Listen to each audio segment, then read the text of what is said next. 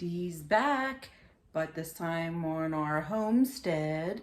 So I just picked strawberries, and I had gotten 17 pounds of strawberries, and the strawberry season has just begun.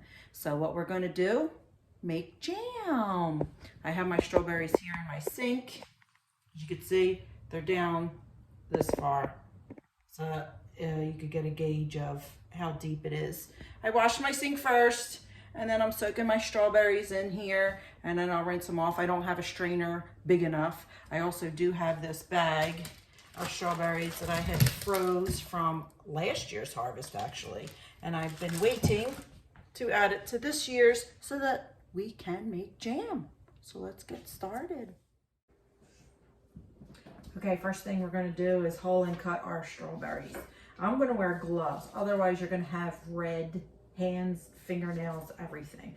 Now I'm not going to leave you here while I do these two giant things, but you know, you get the drift. Cut them in half, hull them. Save them for your chickens if you have them. Now I'm going to use the potato mash. He's been eating, I don't even have 17 pounds anymore. He's been eating probably a pound. I'm going to say I have 16 pounds. But I'm going to mash it with the potato masher. Now, I like them like kind of, I guess, chunky. But I am going to have my little, like that hand blender thing. And once it's in the pot, I will do that. You can put it in like Blender or Ninja or something if you want it like really smooth and mashed. But I'm just going to kind of do it like this. And then once it is in the pan, you'll see it, or the pot, I'm sorry. Once it is in the pot, you'll see it, and it'll be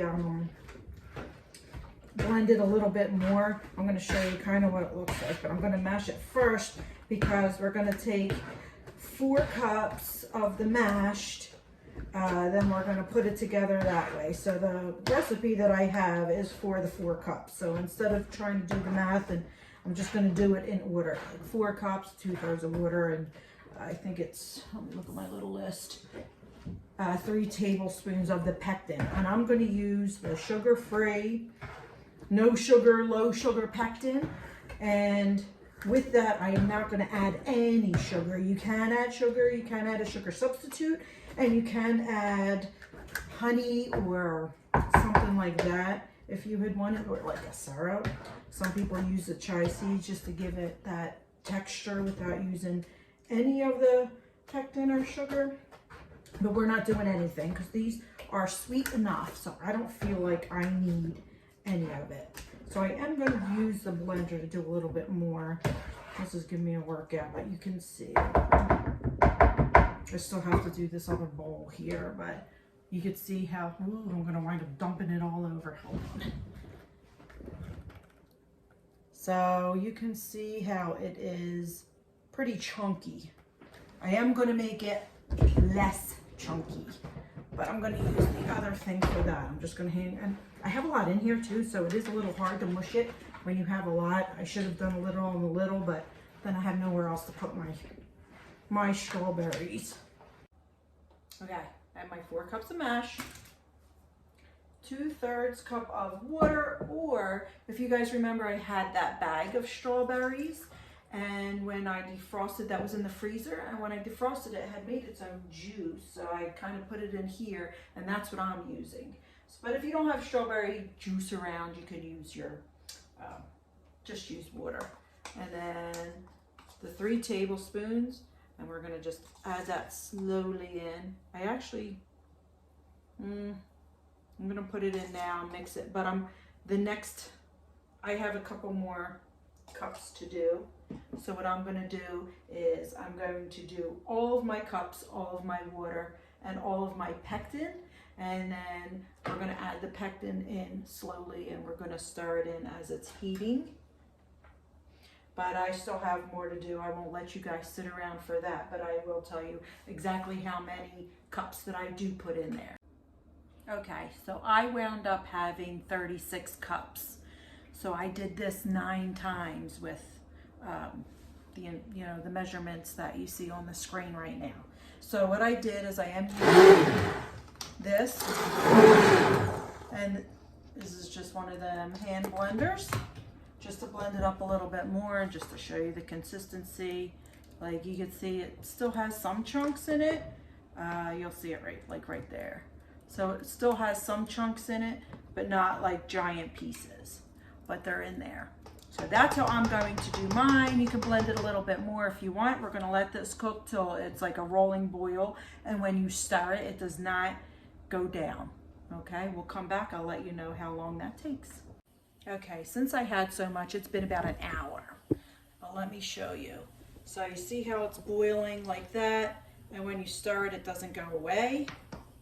That's what you want. So now we're gonna let it do a hard boil at 1 full minute.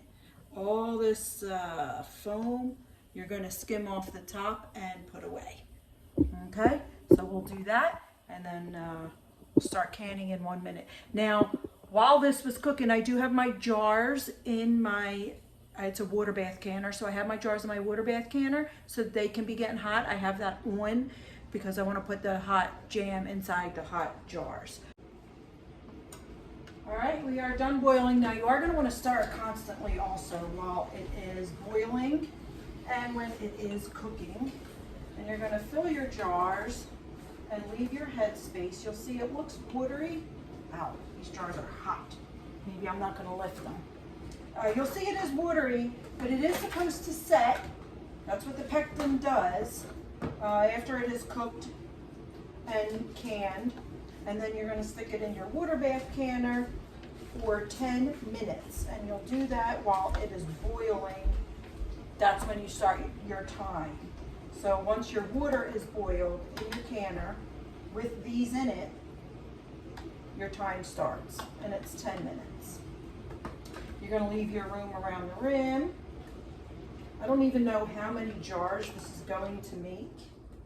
So I took out 12. And I guess I'll go from there. These are half pint jars. They're them little ones. Ouch. Ow, it splashed up on me. I am going to leave some out so that we can see it. And I'll leave it cool and see how long it takes and see if it sets. And then this way we can taste our jam.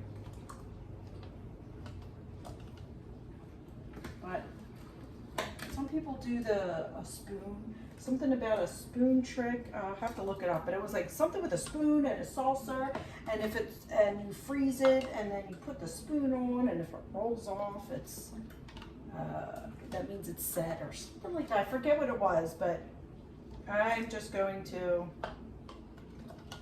follow the instructions and hope for the best. Okay, so this made a lot. I have my half pint jars occupied by barbecue sauce and jellies and mustard. So I did have to go into the big ones here, as you could see. But that's what I have. Jam for Christmas, everyone. What you're gonna do is wipe your lids.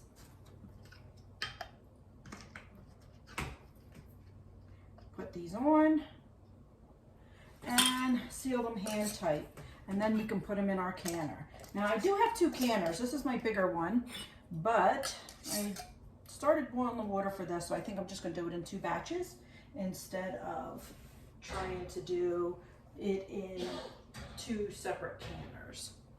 We're going to try and squeeze them all in here because I do, like I said, I do have the room that I could fit 2 in 1 because it is a big canner. On at least every other one. But I am going to have to do it in 2 batches. We're going to let it go for 10 minutes and then we'll take it out. No, that's not going to fit.